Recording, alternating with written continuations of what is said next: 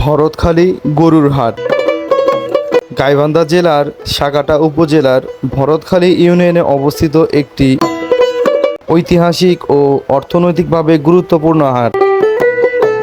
এই হাটটি প্রাচীনকাল থেকেই স্থানীয় কৃষক ও ব্যবসায়ীদের জন্য গবাদি পশু কেনাবেচার কেন্দ্র হিসেবে পরিচিত। সো হে গাইস, আসসালামু আলাইকুম, welcome back to another new video. We are 420 চ্যানেলের পক্ষ থেকে সাথে আছি আমি আরিফ। আজকে আমি আপনাদেরকে নিয়ে এসেছি ভরতখালী হাটে। ঈদের আগে ভরতখালী হাটের অবস্থা এবং এখানে কী রকম গরু উঠেছে কুরবানির ঈদের জন্য, সে সব কিছু আমি আপনাদেরকে ড্রোন প্লাস ফোনের মাধ্যমে দেখানোর চেষ্টা করব। আপনারা যে যেখান থেকে এই ভিডিওটা দেখেন না কেন, অবশ্যই ভিডিওতে একটা লাইক কমেন্ট শেয়ার করে দিবেন। পরবর্তীতে কোন জায়গায় ভিডিও চাচ্ছেন সেটা অবশ্যই কমেন্ট বক্সে জানাতে পারেন। So let's is the video.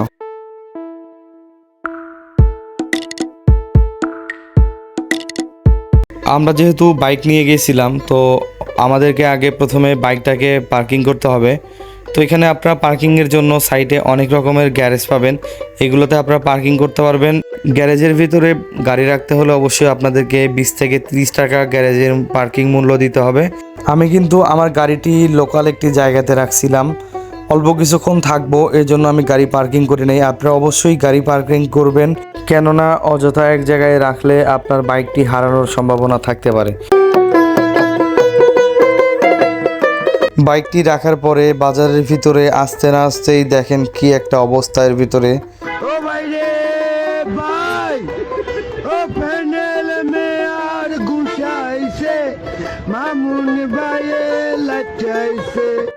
এই জন্য সবাইকে বলি আমার পক্ষ থেকে সাবধান, এখানে গরুর হাটে আসবেন সবাই সতর্কতা নিয়ে আসবেন। কখন কোন দিক থেকে আপনাকে ঘুতা খেতে হয় এটা অবশ্যই মাথায় রেখে আসবেন।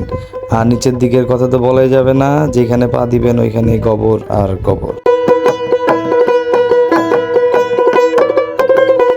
ভরতখালী গরুর হাট মূলত সপ্তাহে 2 দিন হয়ে থাকে। প্রথমত শনিবার, দ্বিতীয়ত মঙ্গলবার। সকাল 11টা থেকে বিকাল 5টা পর্যন্ত হাটটি চলে, যেখানে গরু, খাসি, ভেড়া ইত্যাদি পশু কেনাবেচা হয়। বিশেষ করে কুরবানির ঈদের আগে হাটটি আরও জমজমাট হয়ে ওঠে এবং দেশের বিভিন্ন স্থান থেকে ব্যাপারীরা এখানে আসেন এবং তাদের পণ্যগুলো কেনাবেচা করে থাকেন।